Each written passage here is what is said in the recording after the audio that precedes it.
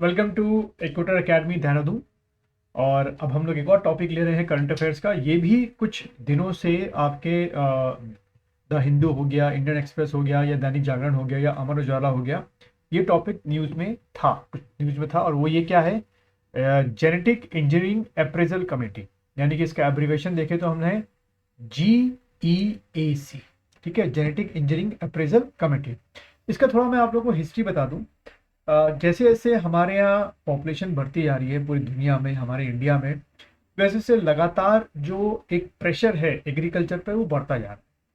तो धीरे धीरे जो फर्टाइल लैंड है वो भी कम हो रही है, उसकी कई वजह हैं। और हमें प्रोडक्शन जो है वो ज़्यादा चाहिए, क्योंकि एज कम्पेयर टू जो हमारी पॉपुलेशन है उसके अकॉर्डिंग ही हमें क्या चाहिए, अपना प्रोडक्शन चाहिए। तो जो एकमात्र रास्ता धीरे धीरे हर एक कंट्री अडॉप्ट कर रही है वो है आपका GM क्रॉप, यानी कि जेनेटिकली मॉडिफाइड क्रॉप। इस ऐसी क्रॉपें जिनको कि लेबोरेटरी के अंदर बनाया जाता है, जिससे कि कम जगह पे, कम पानी में, कम खाद पे ऐसे GM क्रॉप बहुत ज़्यादा क्या देते हैं, प्रोडक्शन देते हैं। अमेरिका हो गया, यूरोप हो गया, ये GM क्रॉप जो है, फूड क्रॉप, मैं रिपीट करूंगा, फूड क्रॉप बहुत पहले से यूज करता आ रहा है। लेकिन हमारे भारत में अभी सिर्फ एक ही क्रॉप को हमने परमिशन दी है, वो है आपकी BT कॉटन, जो कि फूड क्रॉप नहीं है, कमर्शियल क्रॉप आप मान सकते हैं।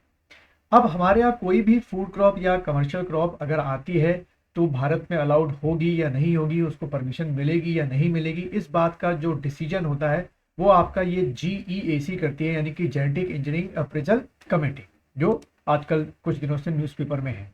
Genetic engineering appraisal committee function किसके अंडर में करती है? एक तो सबसे पहला क्वेश्चन तो ये आएगा जो मैंने डिस्कस कर लिया आपके साथ, कि कोई भी अगर GM क्रॉप भारत में, उसको अगर कमर्शियली, चाहे वो फूड क्रॉप हो या कमर्शियल क्रॉप हो, अगर उसको परमिशन चाहिए तो पहले उसको GEAC से परमिशन मिलनी जरूरी है। देन फिर दूसरा क्वेश्चन ये आ सकता है कि GEAC, genetic engineering appraisal committee जो है वो किस मिनिस्ट्री के अंडर में आती है? तो आप टिक करेंगे ministry of environment, forest and climate change, जैसे कि मैंने इसको हाईलाइट भी कर रखा है। Then, as per rules 1989, it is responsible for appraisal of activity involving large-scale use of hazardous microorganism and recombinant in search and industry production for the environmental angle. Simple language में बताना चाहूंगा कि हमारे एक रूल बना हुआ है, जो पार्लियामेंट ने रूल बनाया है कि 1989 में, कि एक रिस्पॉन्सिबिलिटी बनती है कि जो भी आपके हेजार्डियस माइक्रो ऑर्गेनिज्म है या रिकॉम्बिनेंट जो टेक्नोलॉजी होती है। अब देखो यहाँ पर जो नॉन साइंस वाले हैं उनको ये वर्ड समझ में नहीं आ रहा होगा, रिकॉम्बिनेंट्स एक तरीके के, हम लोग जब DNA के स्ट्रक्चर्स को आपस में क्या करते हैं, कंबाइन करते हैं। एक स्ट्रक्चर आपने कहीं से लिया DNA का, या पार्ट या जीन्स ली, एक पार्ट कहीं और से लिया, दोनों को एक कोलैबोरेट किया या ज्वाइन किया, आम भाषा में उसको हम लोग क्या बोलते हैं, रिकॉम्बिनेंट टेक्नोलॉजी बोलते हैं। अब इस कमेटी की बात करें, the committee is also responsible for appraisal of proposal relating to release of genetic engineering organism and product into environment including experiment field area. अब देखो इसको बड़े आराम से समझना।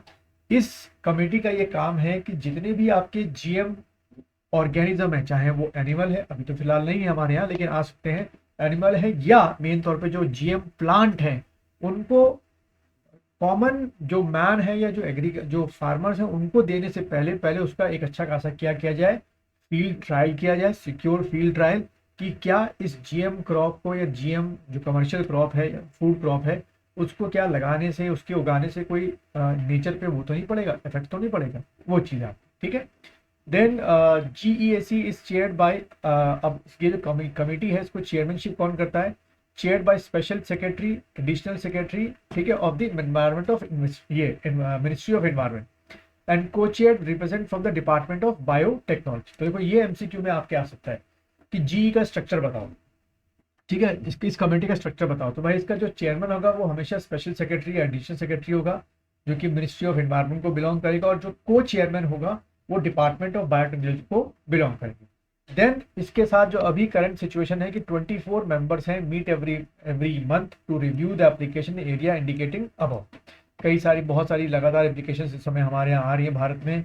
बहुत यूरोप की कंपनी है, अमेरिका की कंपनी है, जो चाहती है कि वो यहाँ पर फूड या GM क्रॉप जो है, GM फूड क्रॉप की उनको परमिशन मिले। जैसे अमेरिका में कॉर्न्स हैं, GM क्रॉप कॉर्न्स हैं, बहुत सारा भुट्टा वहाँ पे लगाया जा रहा है, और भी कई फूड क्रॉप्स हैं जो वहाँ पर लगाई जा रही है। देन ये वही रिपीटेशन थोड़ा सा हो गया कि is the apex biotechnology body in India. और ये ध्यान रखना, GEAC क्या है, एक statutory body, the approval of GAC mandatory before, जो आने से पहले। अच्छा, यहीं से क्वेश्चन बन सकता है कि what is genetically modified crop. इतना मैं बार बार वर्ड यूज कर रहा हूं तो मैंने एक छोटा सा यहाँ पे बना रखा है कि जीएम मॉडिफाइड क्रॉप होती क्या है। तो genetically modified crop are plant used in agriculture, एक simple language definition. Then the plant DNA has been modified using genetic engineering method. वो आपको अभी नहीं पढ़ने, बस ये समझना है कि आप प्लांट के डीएनए में क्या करते हैं, चेंज करते हैं।